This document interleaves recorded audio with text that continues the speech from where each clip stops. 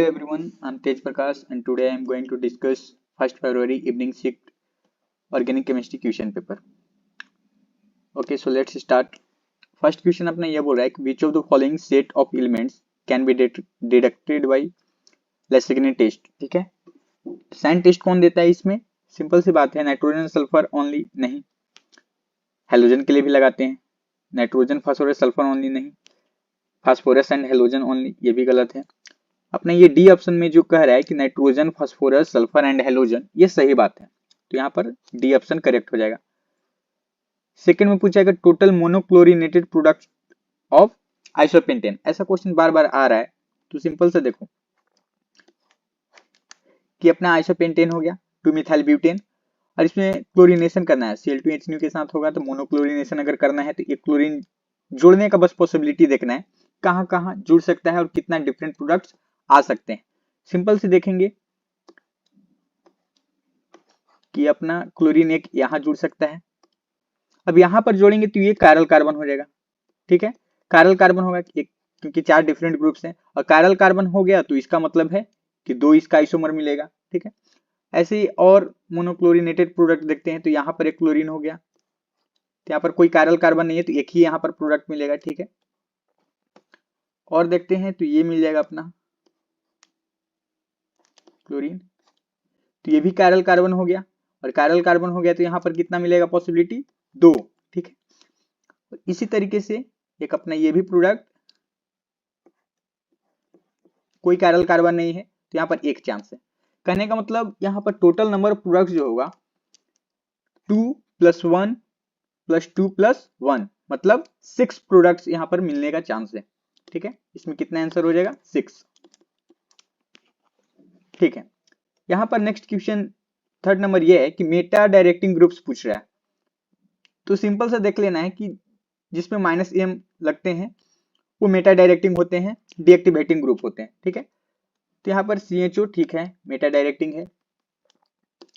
यहाँ पर साइनाइड, ये भी मेटा डायरेक्टिंग है, ये भी मेटा डायरेक्टिंग है सल्फोनिक एसिड वाला.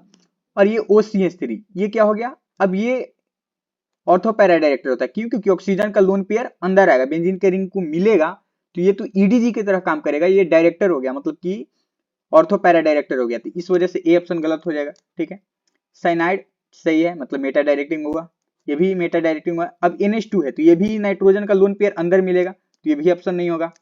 हमें खींचने वाला चाहिए, EWG नेचर चाहिए, जिससे मतलब मेटा डायरेक्टिंग बने, और EWG -m की वजह से आएगा तो ज्यादा स्ट्रॉन्ग इफेक्ट वहां पर काम करेगा डीएक्टिवेटिंग की तरह इन कंपेरिजन टू -I. तो ठीक है, बी ऑप्शन भी नहीं होगा. सी ऑप्शन देखते हैं तो यहाँ पर अल्डिहाइड है, ये भी मतलब मेटा डायरेक्टिंग है. साइनाइड ये भी मेटा डायरेक्टिंग है. यहाँ पर सल्फोनिक एसिड वाला है वो भी मेटा डायरेक्टिंग होगा. और यहाँ पर NO2 ये भी मेटा डायरेक्टिंग है, मतलब सी ऑप्शन करेक्ट होगा. और मेटा डायरेक्टिंग इस वजह से बोल रहे हैं कि सब में अनसेचुरेशन है, और अनसेचुरेशन होता है तो इलेक्ट्रॉन खींचने का काम होता है. यहाँ पर EWG नेचर मतलब होगा, और यहाँ पर -m इफेक्ट लगेगा. ठीक है, उसी तरीके से साइनाइड में भी अनसेचुरेशन है, सल्फोनिक एसिड में भी है. ठीक है, और नाइट्रो में भी है, तो यहाँ पर क्या होगा? ये सब सारे लोग जो हैं -m इफेक्ट शो करते हैं. ठीक है, -m इफेक्ट, और -m इफेक्ट शो करते हैं, कहने का मतलब मेटा डायरेक्टिंग ग्रुप है. डी में भी यहाँ पर CH3, अब यहाँ पर hyper conjugation plus I effect लगेगा तो ये तो इलेक्ट्रॉन देने का काम हो गया, तो ये भी यहाँ पर मेटा डायरेक्टिंग नहीं होगा, ऑर्थो पैरा डायरेक्टर हो जाएगा. ठीक है, सी ऑप्शन यहाँ पर करेक्ट होगा. नेक्स्ट क्वेश्चन ये है अपने पास, number of possible tripeptides by 3 different amino acids without repetition बोल रहा है, मतलब कि 3 अमीनो एसिड ले रहे हैं. यहाँ पर सपोज करते हैं कि XYZ है. ठीक है, XYZ है, यहाँ पर 3 डिफरेंट अमीनो एसिड है, तो यहाँ पर रिपीट नहीं करना है. कहने का मतलब ये जो बॉन्ड यहाँ से बनेगा तो X एक ही बार यहाँ आएगा मॉलिक्यूल में, Y एक ही बार आएगा और Z एक ही बार आएगा, तो इस वजह से हमें यहाँ पर लिख दिया है विदाउट रिपीटेशन. नहीं तो हो सकता है कि तीनों अमीनो एसिड XX ही हो, YY ही हो, मतलब 3 बार, Z भी 3 बार हो, इस वजह से यहाँ पर विदाउट रिपीटेशन लिखा है. तो ऐसे केस में अगर हमें क्या देखना है, पेप्टाइड बॉन्ड क्या होता है कि सपोज करते हैं यहाँ पर ये अपना अमीनो एसिड है CHNH2, ये अपना अमीनो एसिड है, और एक दूसरा अमीनो एसिड। हम देख रहे हैं कि पेप्टाइड बॉन्ड बनता कैसे है, तो ये सिंपल सी बात है।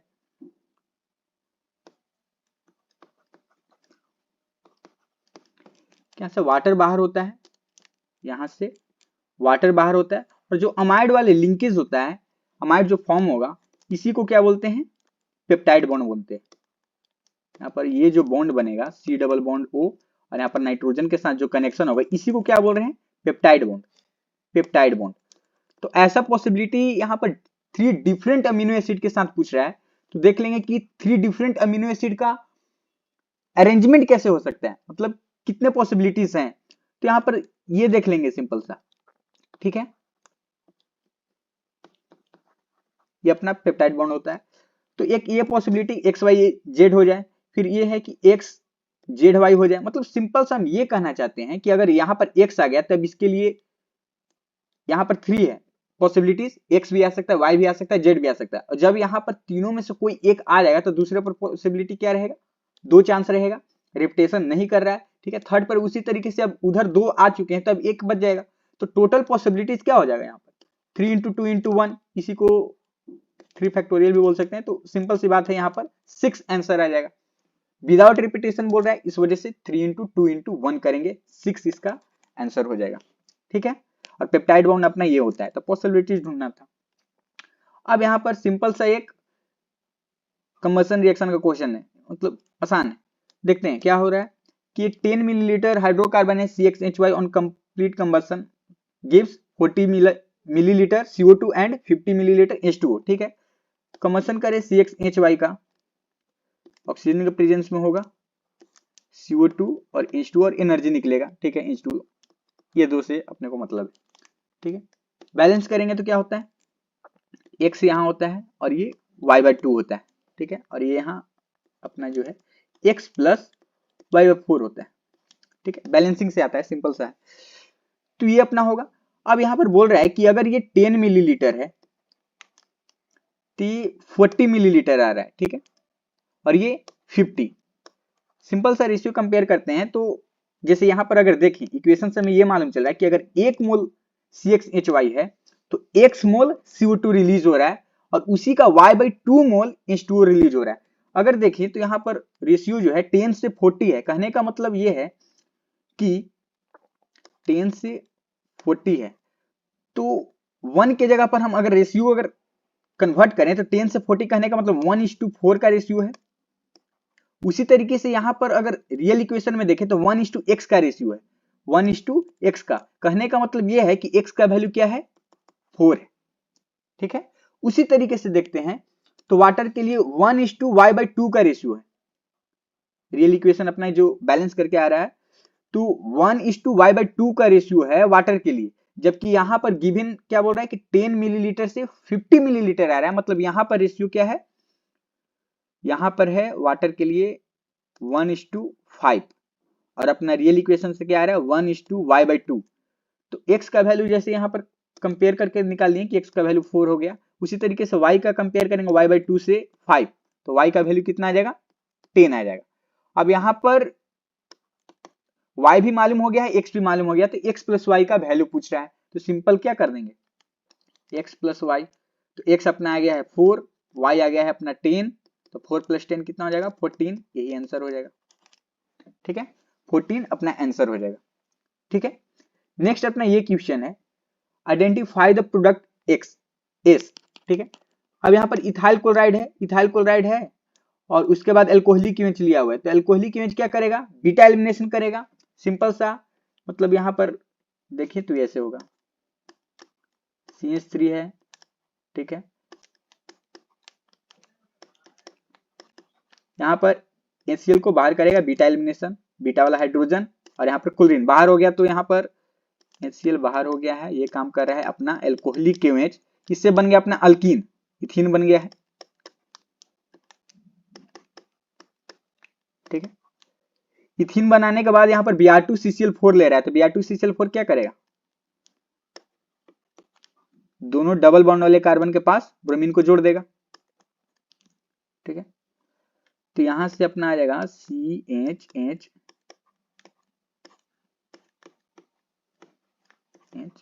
ब्रोमीन।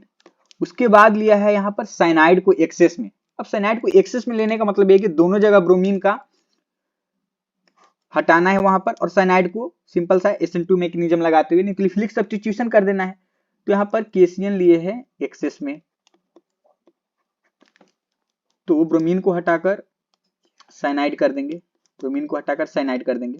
अब साइनाइड जब आ गया है तो इसको हाइड्रोलाइज कर रहा है, ठीक है। तो कंप्लीट हाइड्रोलिसिस ऑफ साइनाइड क्या देता है हमें, कार्बोक्सिलिक एसिड देता है। Complete hydrolysis of cyanide carboxylic acid. तो ये जो अपना साइनाइड है ये कन्वर्ट हो जाएगा कार्बोक्सिलिक एसिड में। कहने का मतलब ये है कि प्रोडक्ट अपना ये आ जाएगा, 2 CH2 हैं और यहाँ पर C डबल बॉन्ड OH और यहाँ पर भी एक C डबल बॉन्ड OH। अब ये एक ट्रिक होता है, मतलब डाई कार्बोक्सिलिक एसिड में इस तरीके से OMSGA, ठीक है। तो O से क्या होता है, ऑक्जेलिक एसिड, इसमें कोई CH2 ग्रुप नहीं होता है, ठीक है। डाई कार्बोक्सिलिक एसिड में अगर देखा जाए तो ये C डबल बॉन्ड OH है और यहाँ पर CH2 है। CH2 का वैल्यू मतलब N अगर रखते हैं और ये अपना कार्बोक्सिलिक एसिड, तो CH2 का वैल्यू अगर यहाँ पर देखें तो अगर 0 होता है तो ऑक्जेलिक एसिड बोलते हैं, ठीक है, ठीक है। अगर एक CH2 होता है तो मैलोनिक एसिड बोलते हैं। ये N का वैल्यू 0 पर है, ये N का वैल्यू 1 पर है। और इसी तरीके से CH2 का 2 बार आएगा तो उसको बोलेंगे सस्सिनिक एसिड, और अपने पास यहाँ 2 ही बार आ रहा है CH2, ठीक है। आगे के लिए बता रहे हैं, N अगर 2 है तो सस्सिनिक एसिड, N अगर 3 है तो ग्लूटारिक एसिड, और N अगर 4 है तो एडीपिक एसिड, ठीक है। N इक्वल टू अगर 3 है तो ग्लूटारिक एसिड, ग्लूटारिक एसिड, और N अगर 4 है तो अपना एडीपिक एसिड है, ठीक है। तो अपने पास यहाँ पर जो है 2 CH2 है, यहाँ पर 2 CH2 ग्रुप हैं और 2 CH2 ग्रुप रहते हैं, मतलब N का वैल्यू अपने पास 2 है। तो 2 है तो डाइकार्बोक्सिलिक एसिड में N का वैल्यू अगर 2 है तो देखो सस्सिनिक एसिड होता है, सस्सिनिक एसिड। तो इसका आंसर क्या हो जाएगा, सस्सिनिक एसिड हो जाएगा। यस मतलब अपना सस्सिनिक एसिड। ऐसे ही डाइकार्बोक्सिलिक एसिड दिए हुए थे, oxalic acid, malonic acid, succinic acid, इस तरीके से ऑप्शन थे। तो यहाँ पर अपना करेक्ट आंसर जो हो जाएगा सस्सिनिक एसिड हो जाएगा, ठीक, सस्सिनिक एसिड। नेक्स्ट क्वेश्चन ये है, highest boiling point in the given compounds has. तो अपने पास हाईएस्ट बॉइलिंग पॉइंट में यहाँ पर अल्केन है, यहाँ पर ईथर है, और यहाँ पर अल्डिहाइड है और अल्कोहल है। अल्कोहल के पास इंटरमोलिक्यूलर हाइड्रोजन बॉन्डिंग ज्यादा इफेक्टिवली होता है और ज्यादा पावरफुल होगा। ऐसे कीटोन में और अल्डिहाइड में क्या होते हैं, सिंपल डाइपोल डाइपोल इंटरेक्शन होते हैं, तो उससे ज्यादा पावरफुल कौन होगा, यहाँ पर इंटरमोलिक्यूलर हाइड्रोजन बॉन्डिंग। इसके वजह से अब ज्यादा इफेक्टिव यहाँ पर इंटरमोलिक्यूलर फोर्स लग रहा है अल्कोहल के केस में, तो बॉइलिंग पॉइंट भी उसी का ज्यादा होगा, मतलब अल्कोहल का यहाँ पर बॉइलिंग पॉइंट ज्यादा होगा, सबसे ज्यादा। डी यहाँ पर करेक्ट हो जाएगा। अब बात करते हैं यहाँ पर मैच द कॉलम से। ये कुछ अच्छा क्वेश्चन है। तो यहाँ पर फिनॉल के साथ CO2 प्लस NaOH है। अब यहाँ से सिंपल सा कोल्ब्स रिएक्शन हमें मालूम होना चाहिए कि कोल्ब्स रिएक्शन क्या होता है। जब फिनॉल को CO2 के साथ लेते हैं बेस में, बेसिक मीडियम में, तो यहाँ पर कोल्ब्स रिएक्शन होता है और अपना सैलिसाइलिक एसिड बनता है। क्या बनता है, सैलिसाइलिक एसिड। तो P का यहाँ पर सेकेंड हो जाएगा, मतलब इस तरीके से P का सेकेंड हो जाएगा। फिर यहाँ पर रिडक्शन ऑफ फिनॉल है, सिंपल सा फिनॉल को जिंक के साथ लेते हैं, जिंक डस्ट के साथ, तो OH अपना हट जाता है और क्या बन जाता है, बेंजीन बन जाता है, मतलब Q के लिए 4 हो जाएगा, ठीक है। अब R के लिए यहाँ पर दिया हुआ है कि कंसंट्रेटेड HNO3 प्लस H2SO4 है। फिनॉल के साथ यहाँ पर नाइट्रेशन करा रहे हैं, तो क्या होता है, अपना पिक्रिक एसिड होता है, मतलब ट्राई नाइट्रेशन होता है, डाइल्यूट HNO3 के साथ मोनोनाइट्रेशन होता है, ध्यान रखना है। तो R यहाँ पर क्या हो जाएगा, पिक्रिक एसिड अपना बन जाएगा। R फिनॉल के साथ नाइट्रेशन करा रहे हैं तो R में यहाँ थर्ड हो जाएगा अपना पिक्रिक एसिड। पिक्रिक एसिड ऐसा होता है, ट्राई नाइट्रेशन कर देना है सिंपल सा फिनॉल का, OH NO2 NO2 NO2। तो फिनॉल का ट्राई नाइट्रेशन से अपना पिक्रिक एसिड आ चुका है।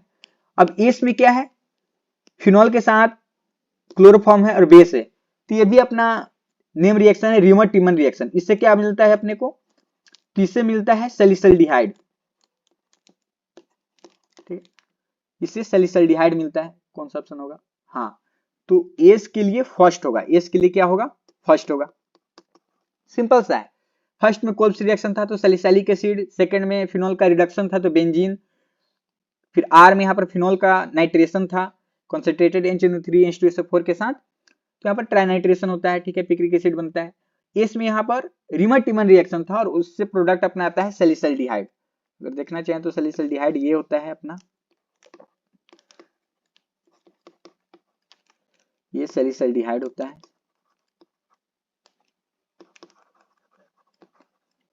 और CHO के जगह पर अगर C डबल बॉन्ड OH कर दें, कहने का मतलब कार्बोक्सिलिक एसिड कर दें, तो अपना ये होता है सैलिसैलिक एसिड,